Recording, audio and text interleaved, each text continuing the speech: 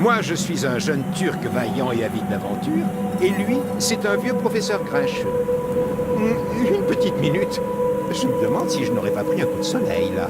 Vous voyez, ce genre d'humour est gâché à Oxford. Monty aime dire qu'il n'est qu'un vieil universitaire aux méthodes désespérément scolaires, mais ce n'est pas au contact d'un professeur d'escrime qu'il a appris à manier l'épée avec autant d'élégance. Eh bien si, en fait. Mais depuis, j'ai croisé la route d'un peu trop de bouteilles de rhum et d'événements mystérieux. Surtout depuis que je fais équipe avec le docteur Singh, ici présent. Le seul véritable moyen d'apprendre l'histoire occulte est de se rendre sur le terrain et de se retrouver au beau milieu de ce qui se passe, vous ne trouvez pas? Que vous fassiez partie du Dragon, des Templiers, des Illuminati ou de quoi que ce soit d'autre, ne le prenez pas mal surtout. Nous sommes très heureux de vous voir ici. Tout comme vous, Haroun est jeune et dynamique. Moi, j'ai bien peur d'être un fossile du passé, quand le monde secret l'était encore. Allons, Monty. Vous savez bien que je déteste quand vous prenez ce ton déprimé. Ah, mais c'est que nous étions extrêmement vieux jeu à l'époque, mon garçon.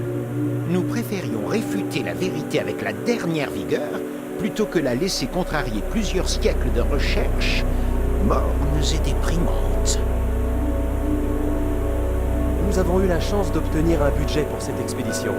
L'égyptologie est un sujet qui n'est guère à la mode à l'université Lazarus. Et j'ai comme l'impression que les événements actuels ne nous aideront pas à gagner les faveurs du comité de financement.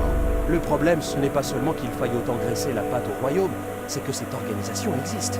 À quoi bon passer des mois à essayer de retrouver des reliques de la 19e dynastie quand on peut juste leur offrir un verre et leur demander de nous raconter comment c'était de leur vivant?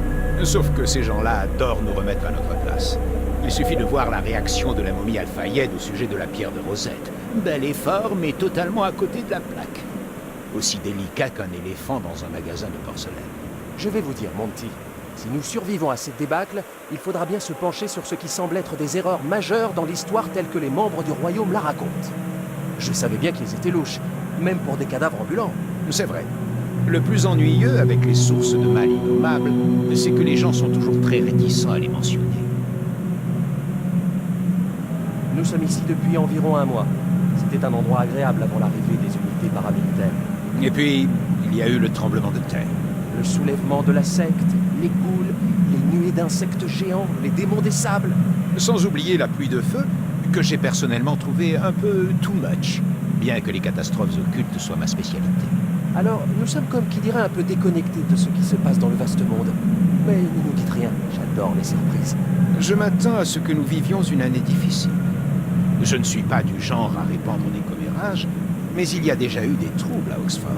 Les gens réclament souvent le droit à l'information libre, vous savez, ce que je trouve aussi charmant que naïf. Mais le genre d'information qui est en possession de l'université Lazarus a largement les moyens de se faire la malle tout seul. La moitié des catacombes a d'ailleurs été scellée pour éviter que trop de sources de savoir ne s'en échappent. Je me suis laissé dire qu'un grimoire avait réussi à aller jusqu'au labyrinthe. Mais inutile de vous en préoccuper. Oxford n'a plus fait appel à l'aide des sociétés secrètes depuis 1096. Et puis, franchement, ce n'est pas comme si les élèves de dernière année, les homoncules et les livres reliés de chair humaine pouvaient réellement causer des problèmes, si? Mon jeune collègue agité et moi-même n'arrivons pas aux mêmes conclusions concernant la prétendue prophétie. Le monument numéro 6 laisse bien entrevoir certaines hypothèses, mais il n'y a aucune preuve solide. Bon, à l'exception de ces glyphes volés qu'Haroun dit avoir vus dans les forêts d'Amérique du Sud. Apparemment, l'inscription complétait la prophétie maya et levait les doutes sur l'avènement de Bolon Yocteco. Si cela se vérifiait, ce serait une découverte absolument fascinante. Mais dites-nous, Haroun, pour quelle raison n'avez-vous pas réussi à répertorier ce monument pour le retrouver par la suite déjà? À cause de zombies mayas, c'est ça?